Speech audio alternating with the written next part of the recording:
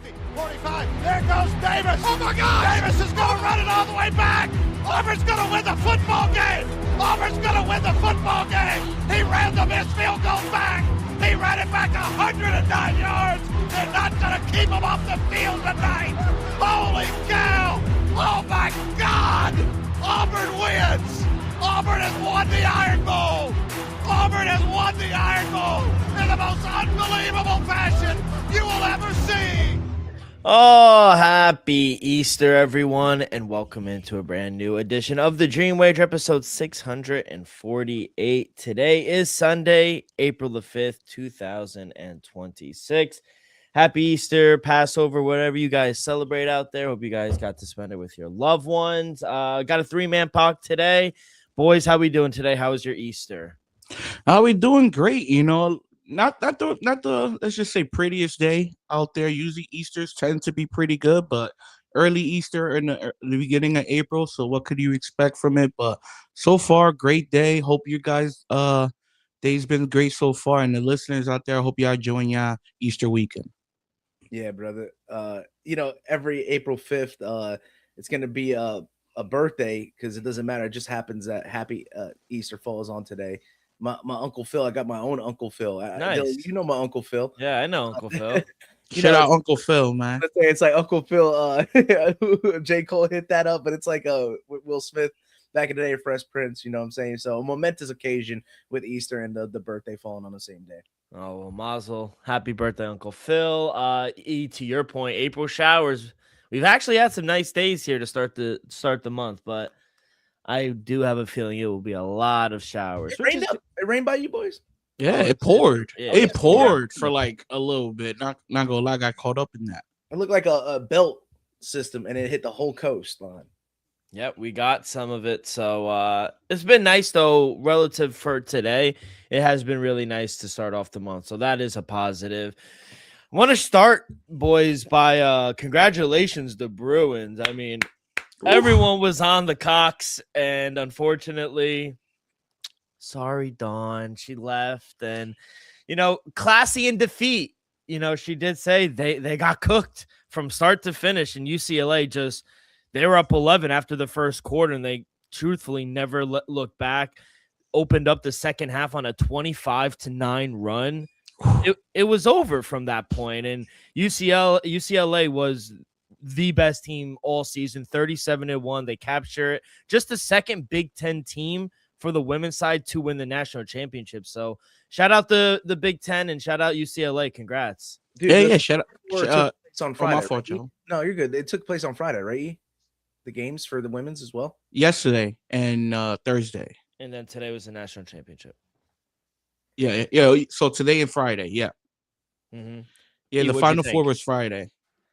Oh, to be honest, the Final Four was terrific. Not for nothing, that, to me, Dawn beating, the Cox beating UConn, that was a huge upset. We saw what happened after the game there.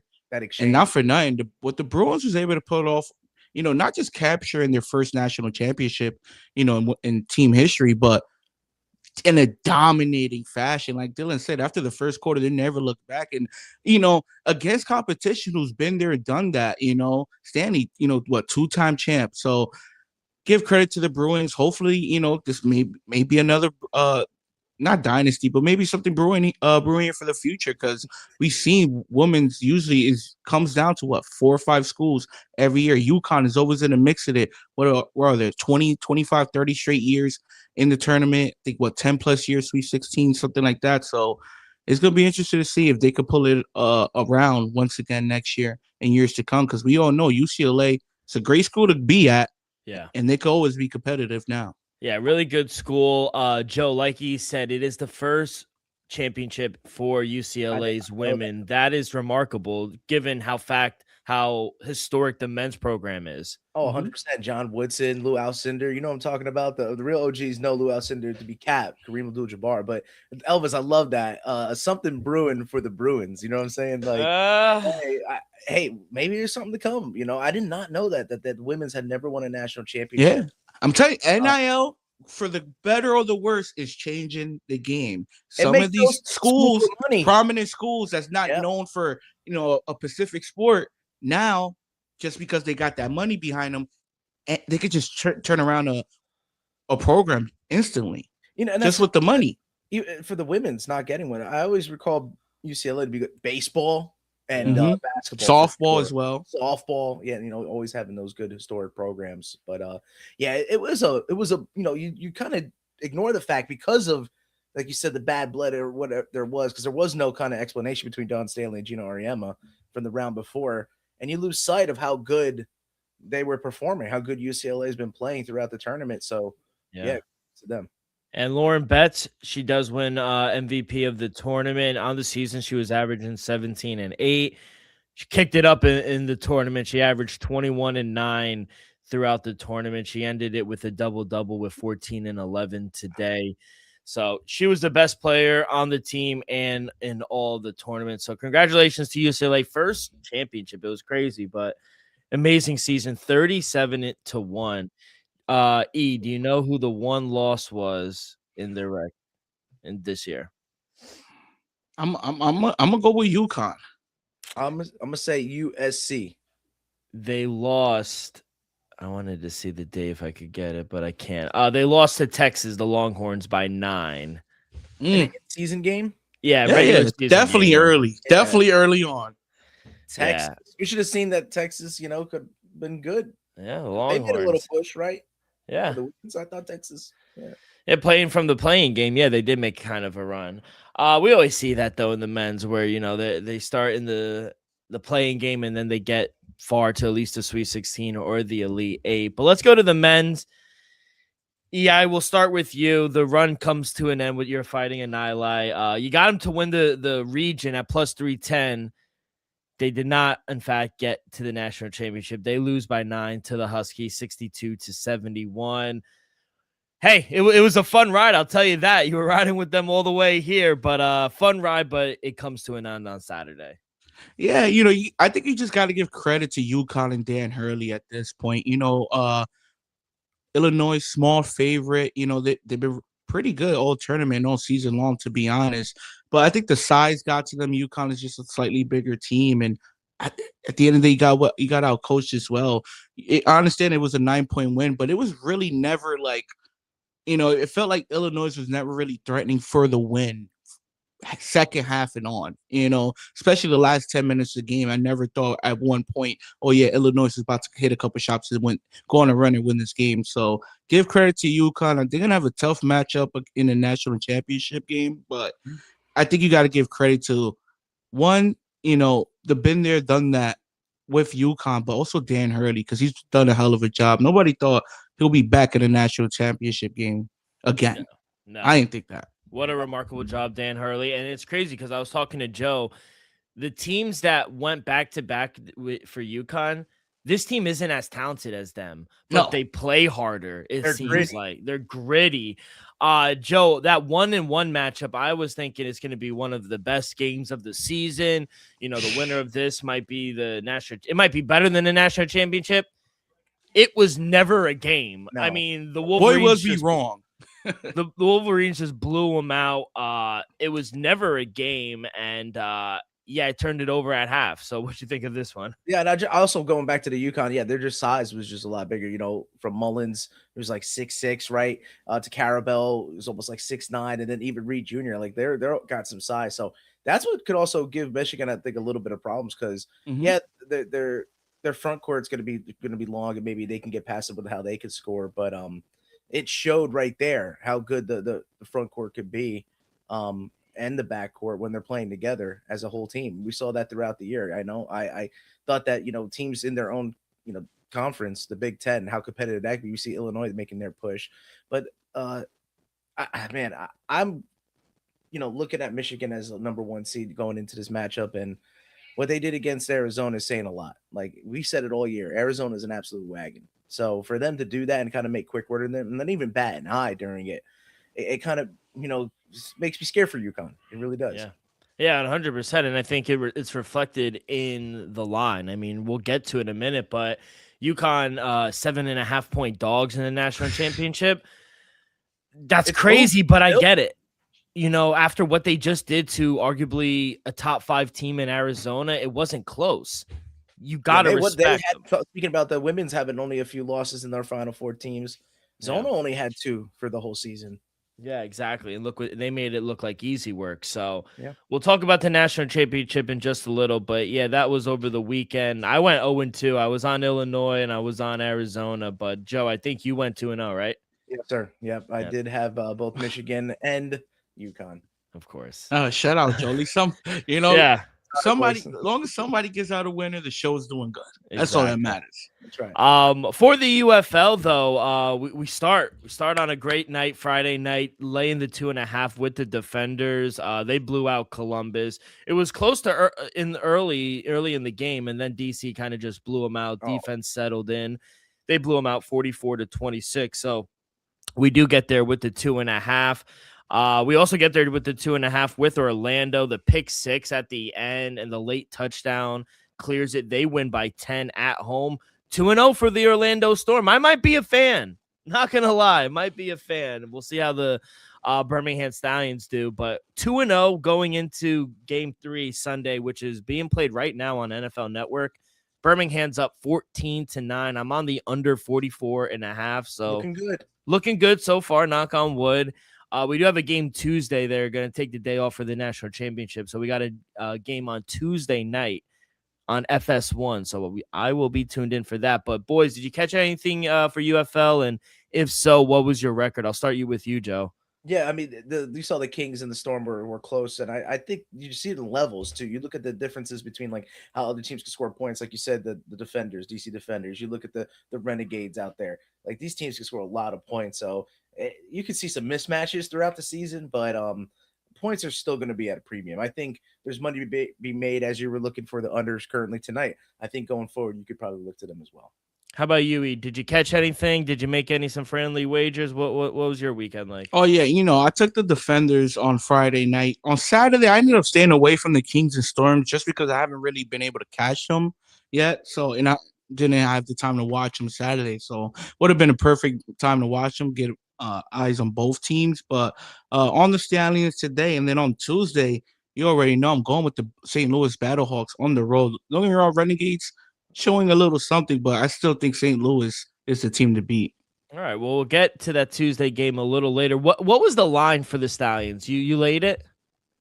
I don't even remember, Dill. I think it was what? 4.5, 5.5? 5. I think I caught 5.5. I took them on the money line. I don't think it was that chalky. I think it was. It was either 4.5. I'm not sure. Let me check while we're looking. I think it was.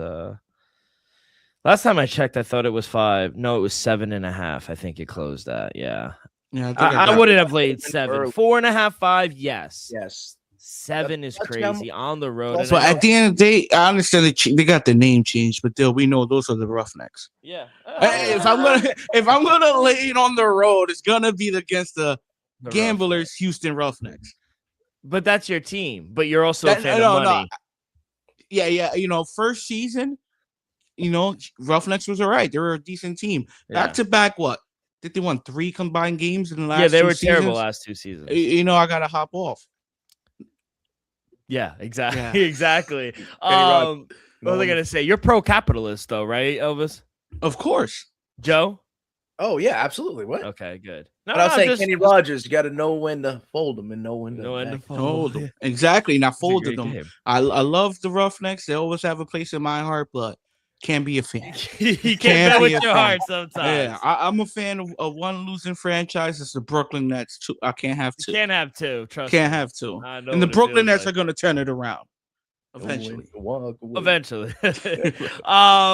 Kid, I got some NFL news to talk about before we get into our national championship plays. Let's go down to Duval County. They signed Trayvon Walker, former first overall pick, to a 4-year, $110 million extension, $77 million guaranteed, and he's getting $50 when he signs. E, I will start with you. He hasn't blown, statistically his numbers through the door his first few years in the league, but would you pay him this much? Let's just be fair. Is he living up to first overall pick expectations? I'm gonna say no. Is he still a pretty damn good player at his position? Yes. So two things can be true. What's the going rate for, let's just say, an above average, if not top 10-ish, top 12-ish Pass rusher. pass rusher? DN. DN. You're going to be around that range still. So are you also going to let your first overall pick, from 3 years ago, walk for nothing? Or trade him for a third-round pick? I don't think so. So to me, I'm not saying that Jacksonville had to make this move, but I'm not mad at it. I understand it. There's still a lot of upside there as well. So I think Trevion Walker, I think the deal is good for both sides. Do I love it? No, but at the end of the day, you can't let him walk, and he's still a pretty damn good player. Yeah, he's good. So I think this year was a down year, and I think a lot of people. And his rookie season, for the record, rookie season was a bad year, but his middle year was pretty damn good this year. But we see the potential at times. Georgia, right? Georgia. Georgia. Yeah, he's a Georgia dog. 2-time champ. Now, last year he only had 19 solo tackles, 3.5 sacks. That's just unacceptable. But if you go back to 2024. He had 31 solo tackles. He had 10.5 sacks. That is the production that the Jaguars are thinking they're signing. Joe, can he get back to that?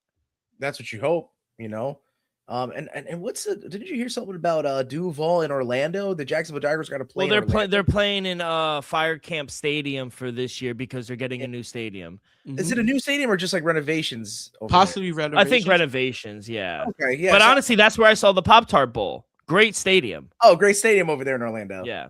Oh, cool. So, I mean, hey, you know how like second homes could actually turn out to be some home field advantages. So, yeah, I think maybe just the stadium vibes, the move over there can actually be a good start for Walker getting, back into the program, getting to his 2024 form. I think that's what they hope. And I could see him doing that. This is why those Georgia guys are drafted so high, because they have a lot of potential, but they also have a lot of skill coming in, a lot of physicality attributes that he's bringing right in from college. So I'm sure that, he's probably just working out and getting right, and being now set with your money, it could be a motivating factor. I'm going to read you off some of their stats. This was borderline the top 10 defense. So I think the big picture is you had to sign him. Now, would I've signed him for this money? Probably not.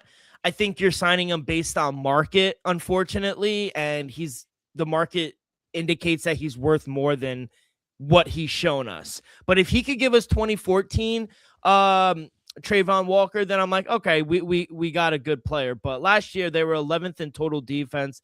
They allowed like 300 yards per game. They were 8th in total points, 3rd in rushing defense, 6th overall in DVO and defensive DVOA. This is borderline a top 10 defense, right? Yeah. And you needed to keep that core together. So, to me, you have to. I feel like if, I understand last year was a down year, like you said, 3.5 sacks. If he could just average, let's just say, maybe not that 10.5 mark, but these next 4 seasons, if he gives you 7 to 8 sacks per year, I think you're happy with that as a franchise, because he's going to cause a lot of, possibly double teams at the middle as well. So that's what you want. The numbers might not show out, but as long as he's sticking out on film, if he's impactful, a successful pressure rate, that's what you want to see. Honestly, the numbers might not be eye-popping, but that's what you want to see from one of your lead guys. It's funny we're talking about this, because remember, a while back I mentioned the defensive coordinator, Anthony Campanella, New Jersey's own. I think a lot to do with the coaching and how good they are. If they're a top 10 defense and they can even make a jump from here, I mean, watch out. And like I said, I still think he's a big candidate. He's under the radar for a lot of head coaching positions. Oh, 100%. I like the Jaguars defense. They lost some pieces, but that's okay. I think signing a guy, they needed to sign a guy like that, I think. Yeah. They got a few more guys coming up for contracts, so I think they're trying to get things squared away before the new year. But kid, that's all the news I got for this weekend. Before we get into our national championship plays, a quick word from our sponsor, brought to you each and every episode by Viva Tequila Seltzer, the most refreshing hard seltzer on the market, hands down. Is no wonder why Viva was voted #1 hard seltzer in the world by San Francisco World Spirit Competition, with only 88 calories, 0 carbs, 0 sugar, and a light 4.5 ABV. Viva is the perfect drink for your post-game celebration, as it was created with that active lifestyle in mind. We flavor tequila seltzer because flavor is the spice of life, and we like our drinks with just a kick, just like how we like our lives, whether it's Huckleberry playing around the golf with the boys or an elderberry watching the national championship. It doesn't matter. Our favorites pair perfectly with the Artisanal Blanco tequila for that subtle and refreshing drink, I believe, here at the Dream Wager and at Viva is to live long, live well, and live it up. All right, boys, let's get to it. National Championship tomorrow night, Monday, April the 6th, 2026, 8:50. They better start it at 8:50. It's gonna be a late night. Yeah, that's not happening. It's gonna be a late night. Excuse me. Number 1, Michigan is the favorite, -7.5, -300 on the money line. It's moving. Plus 240 for the Huskies. Total is 144.5. Before we get to the total, Joe, you're on this Michigan team to get here. What are we thinking here? Do they pull it out? Do they cover? What are we thinking here? Blowout, keep it close. As competitive as both conferences have been, the Big East, I still feel like they're not really their glory days as what we always knew the Big East to be, just year after year bringing out national contender after national contender. And UConn has been at the forefront of that. Don't get me wrong. But I just look at how well coached this Michigan team is. And, going into this matchup, they see the lines moving. They're trying to get some of the picks going on to UConn and taking those points. I think that's the thing here. But you go and blow out Arizona team like that. And UConn, like I said, gritty wins throughout the tournament. Getting to this point is nothing short of something spectacular. But I think I'm going to lay it with Michigan. I really see a dominant team here. They burned me the times that I faded them and never doubted them. And after that, I made a lot of money going back to the well. And so I'm going to lay – I had it at the -6.5. So that's why I said there's movement. I said that twice. When Elvis dropped it and you dropped it, I was like 7.5 now. Expect that line to go to 8.5. Really? I got it at 6.5 at -112. So, yeah, I'm going with Michigan. But you asked for maybe a couple other plays. Go right into it real quick. Just if they're going to try to keep it close, and I think there's been just lights out shooting from Mullins here. My prop is on him to get 20-plus points. He scored 15 against Illinois. Love it. Yeah, I think he's one of the hotter three-point shooters, and he did that buzzer beater to beat Duke to get us here. So, yeah, I think if UConn's even going to play it close, it's going to come down to the forward. I love it. Joe expects it to go to 8.5. We know what a large fan base UConn has. Do you expect the money to come in maybe early tomorrow, closer to game time? Do you expect it to stay at 7.5? I did see the 6.5, but honestly, I thought it would stay. Money has obviously come in on Michigan, and I think for rightful reasons, they are a wagon. Are you a wait and see kind of guy? If you're on the Huskies, do you wait? Maybe it gets to 8.5. How are you going to play this game? Well, if I'm on the Huskies, I will wait just because I do think more money will be coming in on Michigan because, maybe because I expect a lot of more people, potty hit that money line. If it goes to minus like 3 something, let's just say 350, okay, maybe the spread will stop, but I wouldn't be surprised around like 4 p.m. tomorrow it's at 8.5. So I would definitely try to wait, see get that half a point because I have no doubt in my mind it will get to 8. Maybe it'll get back to 7.5, 7 come game time. But I won't have no doubt in my mind. Around lunchtime. Let's just say average break time is around 1 p.m. 1 p.m. A lot of bets are going to be played. So I'm gonna say +8 around 1. And then by dinner time, it's 7.5. So, as big as a UConn alumni base is, there's Michigan's alumni base, and you know how big. Yes, and there's a lot of money. Not for basketball, though. Not for basketball. Did you visit Michigan, or was it Michigan State? Michigan State. Yeah, I will never step foot on that fucking fortress team up north. We remember we were stopped mentioning by name. I'll say this: it is a bucket list. I would love to go to the Big House. Oh yeah, Ohio State versus Michigan, game? Definitely a bucket list. Yeah. If I ever have like 10 grand that's just burning a hole in my pocket, getting great seats. Fuck you money. Yeah. Yeah, great seats. Yeah. Right at the 50. For the record, I love Mullins 20-plus points, Joey. Don't regret that pick later. Give me the over 11.5. Give me the +7.5. Give me the money line +250 with UConn. I think experience matters when it comes to the big game. I understand Michigan ain't a young team. These ain't a bunch of freshmen there. No. But UConn been there, done that. When you got a streaky shooter who's not scared of the moment like Mullins, Joey, his over-under is 11.5. If he gets you 20+, they're going to win the game. Yeah, man. He hits 5+ threes. They're going to win the game. So Dan Hurley's a hell of a coach. Oh, man. He pulls this off. He's in Coach K's category. He might go down as the greatest coach of all time just because he still has 15 plus seasons to go. 15? Maybe more. How old is he? Like 45 years old. Right? Yeah. He just turned down the Laker job. Maybe 50. He just turned down the Laker job. Think about it. So 40, he's 4. Yeah, he's 53 years old. Oh, okay. 15 seasons. He's solid. got years. Yeah, bro. I don't know about 15. He has Bill Belichick is dating a 20-year-old at 73 at UNC. I respect. I think Darren Hurley could do similar things at 68. Yeah, I'll say Patino. I love him to death, but he's looking like a ghost. Calipari's out there as well. Yeah, Calipari's old too, man, and he's still doing it at a high level. So, wow. If he could pull this off, first off, you're 7.5 point dog. You just knocked off Duke, 6 days ago, off a 35-foot buzzer beater 3. Still, team of destiny. Nobody will be surprised if Michigan goes out there and wins this game. Oh no, the world will be shocked if UConn wins another national championship. I'll say. Give me the plus 250 with UConn. Give me the plus 7.5. Give me Mullins over 11.5 points. Regardless, I'm gonna go 2 and 3 for the night. Real quick, if Dan Hurley wins this, he will tie 3 other coaches with 3 national championships. Are we gonna ask us to name them? Please. I would say John Woodson. Is it that minimum 3? No, just 3. John Wooden has 10. I was gonna say John. Yeah. John Wooden's got 10. So I think Coach K has 4, right? Coach K has 5. Please don't disrespect him. My fault. I knew it was more than 3. At least I know that. I'll give you a hint. One is in UConn. His successor. Joe, I'm surprised you don't know this. Oh yeah, you got. Is it Bob Knight? No. Bob Knight has 3 in Indiana. That is 1. Good job. Wow, good call. Hoosiers, baby. I gave you the school in UConn. Yeah, Joe, you should know that one. I know Bob Knight. Jim Calhoun. Oh, Calhoun, yes. Yeah, And the Bruins. There's one more. UCLA's coach in the 70s with That's John Wooden. No, that's John Wooden. Yeah, Wooden. Never mind. He has the most outside of Gino, but he's women's. I know this guy doesn't have 3.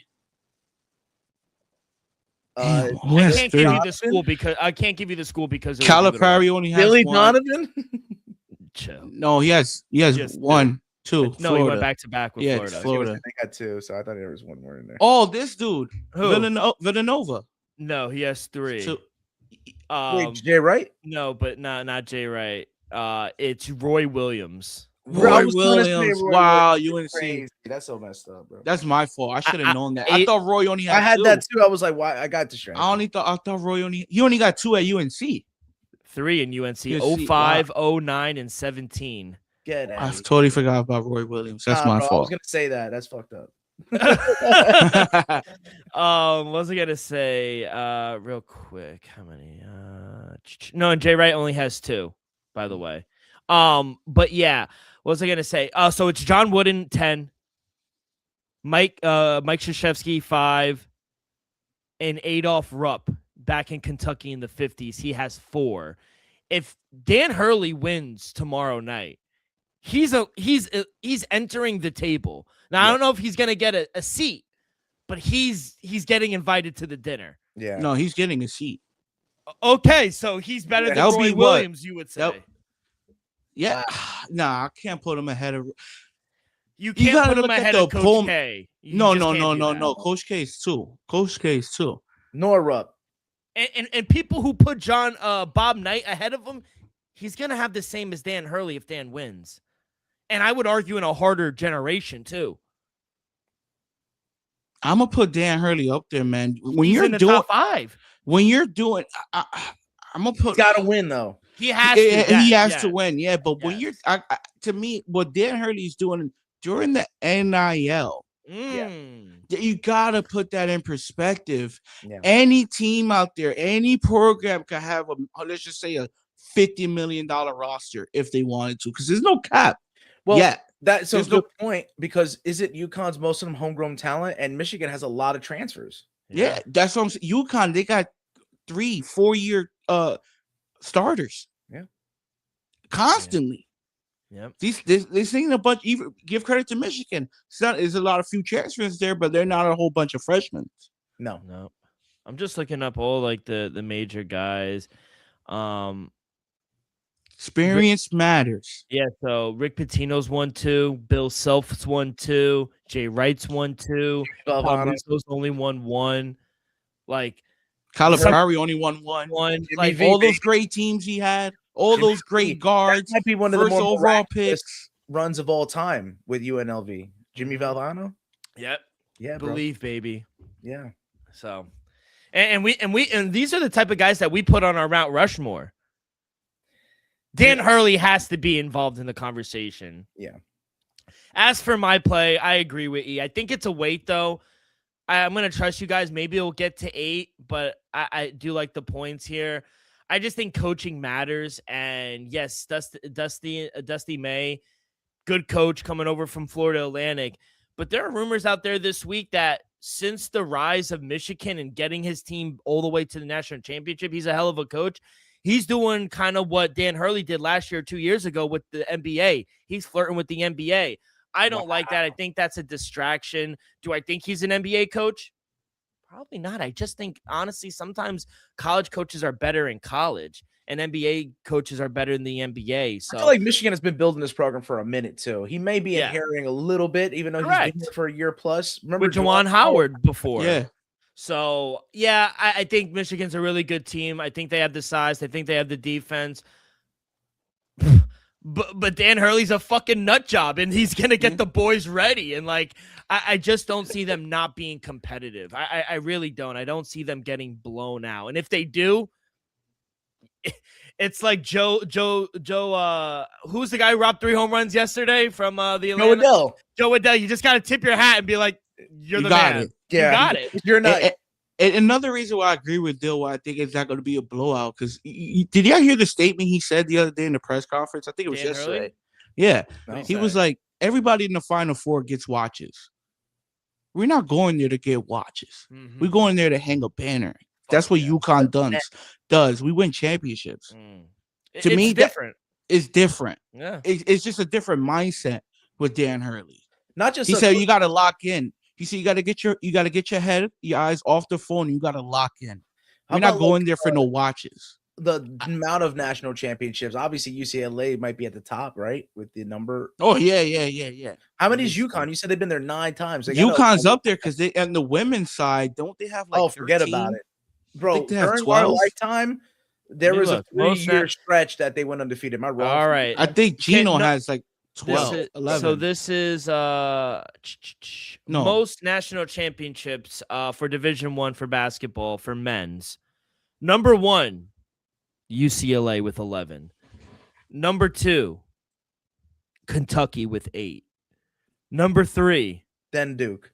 6, UConn. Wow. So they've been 9 times and won 6 of them? Yeah. Yeah. They're 6 and 9, and if they win tomorrow, they'll be 7 and 10. 7 and 10. That's insane. That's nuts. We'll tie with UConn. North Carolina has 6 as well. Duke has 5, all by Coach K. Indiana has 5 as well. Yep. Wow. It's all back in the day. Like look at women's UConn's women's team program. UConn women, I think they have 12 or 13. And that's to your point. Building the program like they demand more. Who built the program? Gino. Mm-hmm. So he built it. Yes, they UConn has the most. They have 12 women. Yeah. Number 2, obviously, Tennessee. They have Pat 8. Summitt. Yeah, Pat Summitt, legend. Go. 3 teams are tied. South Carolina, Stanford, and the Baylor Bears all have 3. I don't doubt Brittany Griner and Stanford had teams, bro. Yeah. And then 3 teams have 2 titles.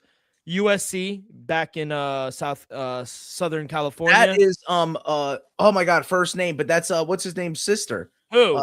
USC sister. We don't like him, but Reggie Miller's sister. Oh, wow. Reggie Miller's sister, USC. I should be for words. Why you don't like Reggie Miller? What do you mean? Fuck him. Yeah, what are you talking about? I will hate him till I bury. He's a dick killer. Well, that's why we don't like Reggie Miller. But bro, y'all didn't even witness that game. It don't matter. It don't matter. I understand. It haunts. And I just think he's pussy because Cheryl Miller. How could we forget Cheryl, the legend? Miller, legend, the greatest women's basketball player of all time. When she played, they didn't have the WNBA. She had nowhere to go afterwards. She was competing with other men and beating them on one-on-ones. That's how good Cheryl Miller was. You know who's nice too? She has 4. She's up there by herself. Kim Mulkey. She won 4 and Baylor. She won in Baylor in 2005. Baylor was her? Yeah, 2005. Oh, how about that? And then she won 3 at LSU in 2012, 2019, and then a couple years ago with Angel Reese. How about that? That's a legendary pick. Shout out Angela Reese. Shout out Angela Reese. Champ. You can't take that away from her. Yeah, she's a champ. Oh man, that's too funny. Well, we went down the rabbit hole. All right, boys. Yeah. What about the total though? It's sitting at 144.5. I think it's low. I'll take the over. I think both teams could score in the 70s and 80s. I think it's going to be a fast pace. If UConn keeps this game close, they have to push the pace. They got to get back on fast break point opportunities. And I just think Michigan's going to shoot a lot of threes. I'll take the over. I think the number's a little short. I know it's a championship game. I know people are going to be like defense. I think offense is going to be the key here. So I'll take the over, Joe. What are you feeling? Well, I looked at my bracket. I take one last glance at it. Didn't do well as well, but they gave you a last chance bracket, and I had UConn over Michigan, so I was actually pretty accurate in my predictions there. But like I said, going into this, I'm on the opposite now looking back. So that's why I had picked Michigan, and I'm actually with you because I had 126 as the total, which would have been the under. I think this is a high-scoring affair, especially with how I see UConn could score. Michigan is known to be able to keep up with anybody, so I think, it's going to be high-scoring. What about you? Yeah, I think I would like the first half over. The first half over is only at 66, 67.5, 68.5, so shop around. Hey, what about UConn first half money line? Oh, wow. Nah, I feel like there'll be a second half team. I feel like in the second half they'll just go more on the stretch. I think first half is going to be more of a defensive battle, and I feel like Michigan can have more of the edge of the first half. Second half, I think that's where we're going to see more. Let's just say more gutsy play calling, shots, less fouls, stuff like that. So I think they'll let them play more, and we'll see more shots in the second half. So I'll lean first half over. I think the number's short, 68.5. All right. Well, just letting them play. Yeah, I hope they let them play, if I'm being honest. No, get involved now, refs. Yes, 8:50 tip. 9:05. Yeah, after that. National anthem ought to be fire. That's all I hope for. I just hope we get a good, clean game. No fouling. Let the boys play. Let them decide who the winner is. And I want a good national anthem. Is that so hard? No, right? That shouldn't be. Yeah.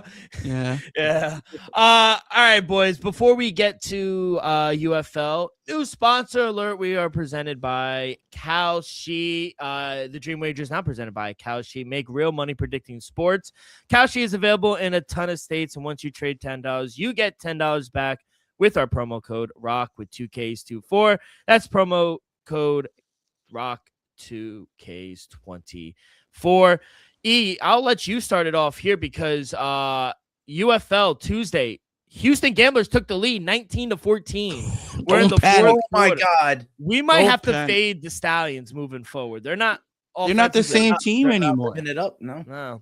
All right. Well, Tuesday, 8:00 on FS1, we got some football to get us through the week. Dallas is hosting St. Louis Battlehawks. Dallas is laying 3.5 here at home, -190 on the money line, +160. For the Battlehawks, total is 42.5. You're on your Battlehawks. Give me the +3.5. Give me the +160 on the money line. Kind of surprised they're catching 3.5. I understand you got to give the home field advantage now, but 3.5, like I said, Renegades are good. They're decent. Honestly, they're good. I just feel like Battlehawks is the best team in the league. Give me the St. Louis.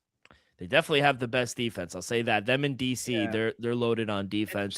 Joe, what are you feeling here? Yeah, I'm just ready to be schooled by you boys in this UFL season. You know, I'm on the opposite side. I had the Renegades going in. I didn't know it was going to be that chalky in the money line, so I guess I got to lay the 3.5 there. Oof. But you know, it comes down to how much points I saw them be able to score. Right, the defense can be good and all that, but if they stop being able to get off the field and get their rest that they need, I do think that the offenses take over in the UFL actually. So yeah, I'm gonna go with the Renegades.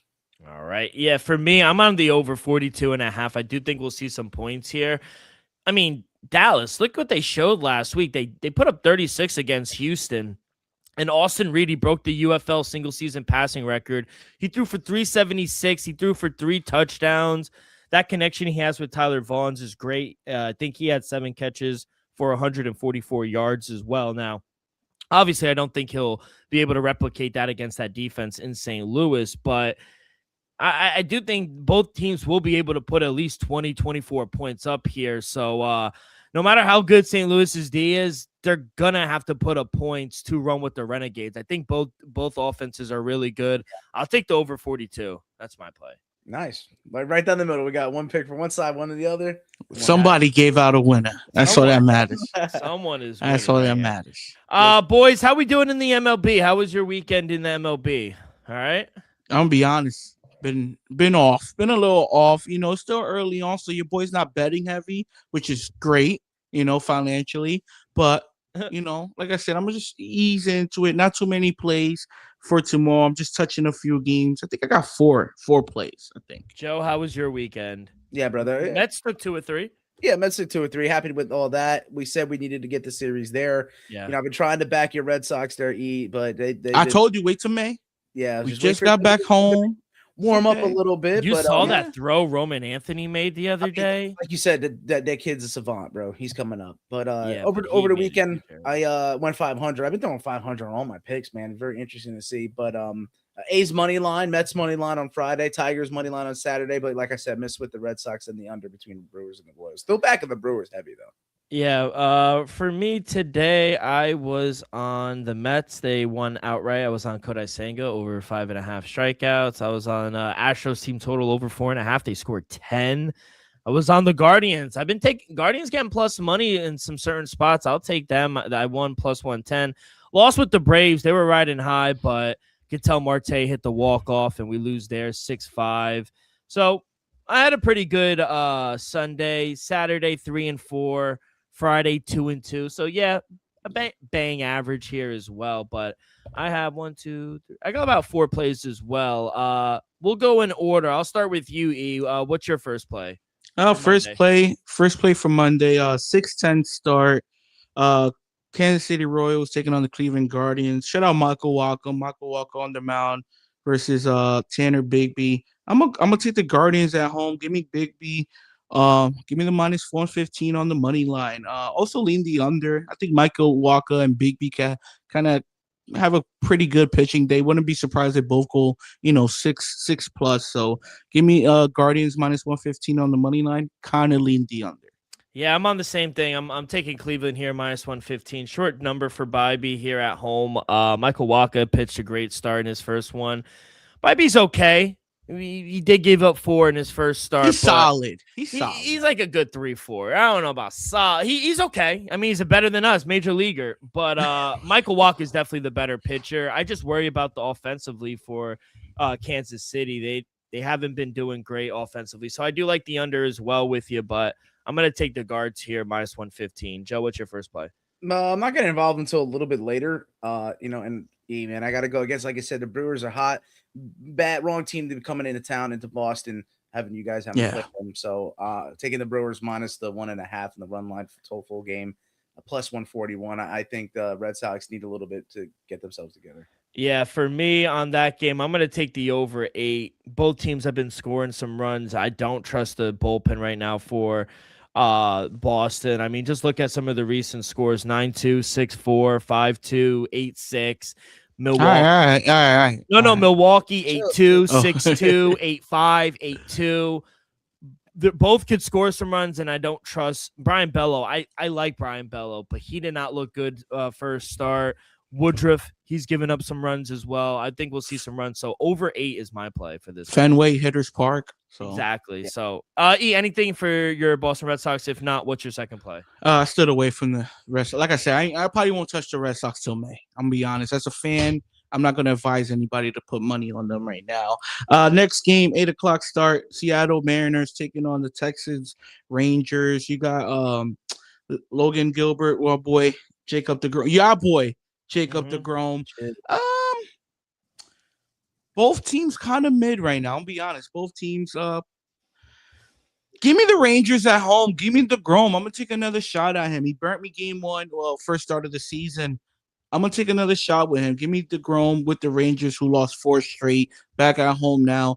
Bounce back win here against Seattle. Give me the -119. Shop around. I just saw -112. So shop around for the Rangers on the money line. Yeah, I agree. I'm on the Rangers here, money line. I like him first 5. I think Jacob DeGrom bounces back here. Tough first start for him. And Seattle's not a team that's going to score a bunch of runs either. So, yeah, I like the Rangers in the first 5. And another way to look at it, who's the better pitcher? It's DeGrom. It's a pitcher's ballpark. Yeah.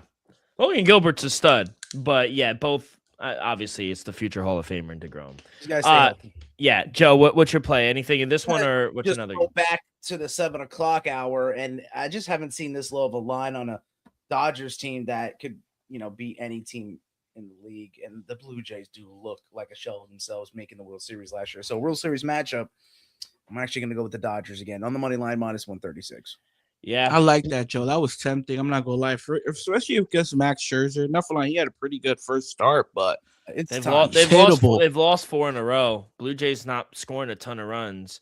I just worry about Wodrowski. He's not the best, but yeah, I mean -134. I'm seeing for the Dodgers. It's hard not to. You're not gonna catch that number too often this season. I'm gonna go with the Buccos, winners of 5 in a row. Yep. Now at home, -118 against a Padre team who's really not hitting the ball well. German Marquez is not good. He gave up 12 runs in his first start. I'm gonna go with the rookie Bubba Chandler in the Buccos, -118 at home. Yo, what's his shortstop? Connor Griffin. He's been looking good too, right? Fucking stud at the kid's 19 years old, contributing to them winning, bro, for sure. And Skeens didn't even be in that high level yet. So. Nope. I love it. What's your third or fourth play? My third play will be Atlanta Braves taking on the Los Angeles Angels. Shout out Bro Robin, 3 home runs yesterday. Odell, yeah. I'm gonna take Chris Sale. I'm gonna lay a little chalk here at -159 on the money line. If you want to lay the run line, by all means, if you want to, I'm gonna just play it safe. Give me the -159 on the money line. I'm gonna take Chris Sale. To be honest, he looked pretty damn good to start the season, and let's go back to last season. He looked pretty damn good. Last one for me. I'm gonna go to that 6:40 Eastern start. Miami Marlins taking on the Cincinnati Reds. I'm going to take the over 8. I think the number is extremely low with these 2 pitchers and Jason Junk. Oh, you muted yourself, kid. You're good. You're good, though. What did you hear? I'm sorry. The first pitcher, just for the first pitcher. Williamson. Jason Junk and Brandon Williamson between the Reds and the Marlins. Over 8. I think Cincinnati just swept Texas. They're hitting the ball right now, and Miami's bullpen's not looking good. They just got beat up by the Yankees this weekend. I'm going to take the over. I do think we'll see some runs here. So, yeah, give me the over 8. And then anybody else? What's your my last play of the day? Philadelphia Phillies taking on the San Francisco Giants. I do like the pitching matchup here. Kind of lean the under 8. But give me the Philadelphia Phillies on the money line, -112 on the road. I think they take care of business. Giants lost 3 straight, struggling as of late. And I'm going to take Painter. I'm going to take a shot at Painter versus Hauser on the road. So Philly -112 money line. I feel like they've gotten too comfortable being at home for as long as they have for these Giants, Like they're just sleepwalking over there. So, they can't score at home. Yeah, and you're not seeing a line this low normally for the Phillies here. That NL East is the best division in baseball. I see consistent winning coming out from a lot of teams over there. So, yeah, I'm going to take the Phillies on the money. I see -120 now. So, if you can get that -112, I'd say jump on it. Painter looking a lot better than Hauser this early in the season. I mean, that goes for every pitcher except Logan Webb. I do like the under for that game. I tried to get myself on Philly, but I don't under know. 8. I like Under it. Two good pitchers. Painter looked good. So did Adrian Hauser. They both look good first start. No, not bad at all. But San Francisco failing to score runs at home. I probably would lean under 8. 8 seems a little high, but that's I actually think the Phillies could win by more than 2 runs. So maybe minus 1.5 at plus 141. Maybe let's go. With that. A little sprinkle bet. I like that. All right, boys. Anything else before we get up out of here? We're on the Masters week. I mean, just shout out to our friends over at Props.Cash as well. If you want to get a prop going for tomorrow's games, like Monday night, some hockey. You know, we didn't get much picks going on. They're streamlining right to the playoffs. I think I like what's his name coming out of Kraken? Their center player. I just had his name and now my damn thing's reset. I need the center for the Kraken right now. Oh man, you're. They're playing the Jets out west, and crazy how the Sabres have fallen out of first place in their seeding right now. Like that's very interesting right now. But who is it? Shane Wright, Frederick Gaudreau. No, it is Chandler Stevenson. Herbal. Oh, right.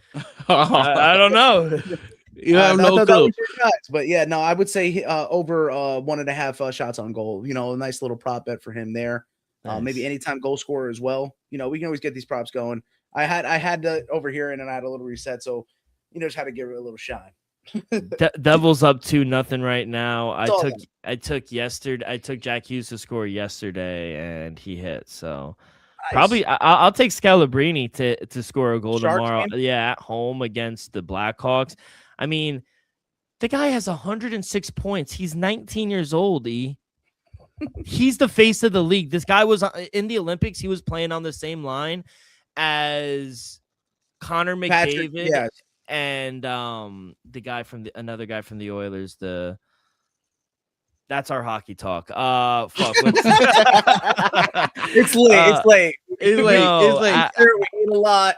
Let me end it off with 2 basketball plays. See, I went back to back. Joe didn't know the guy. Now I don't know the guy. But it's cool. We're gearing up for the playoffs. Nathan McKinnon.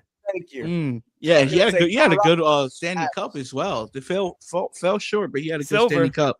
Yeah, and the silver. 2 basketball plays for tomorrow. Some NBA action. I know all the eyes is going to be on the national championship game, but it's good. It's 2 games you can at least catch the first half. 7:00 start. Detroit Pistons taking on the Orlando Magic. Even without Cade Cunningham, I'm gonna lay the minus 1.5 here with the Detroit Pistons. I saw the minus 144 on the money line earlier. Now they jumped to minus 170. So lay the 1.5 with the Detroit on the road. To be honest, Magic just been disappointing as of late.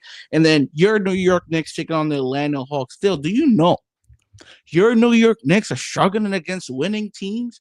During that winning streak y'all had, was it 8 or 9 games, all under teams under 500? And then y'all went on a 3-game losing streak against all teams all over 500. I think it was Houston, Hornets, and OKC. Now, back in Atlanta, on the road, Atlanta's been rolling. I think Atlanta won, 8 of the last 10, 9 of the last 10, something like that. Won 4 out of the last 5, 4 straight games at home. Give me Atlanta on the money line, minus 108. I think it's a matchup, and not for nothing, Dill. If y'all happen to slip another slot, this might be your first round matchup. Give me Atlanta on the money line, minus 108. I love it. Let's go. NBA and the NHL playoffs are right around the corner. I cannot wait. Boys, I appreciate the hell out of you. Thank you so much. We'll be back Wednesday to recap the National Championship and the UFL, and we'll look ahead towards the Masters. Until then, take care of yourself and each other. Peace.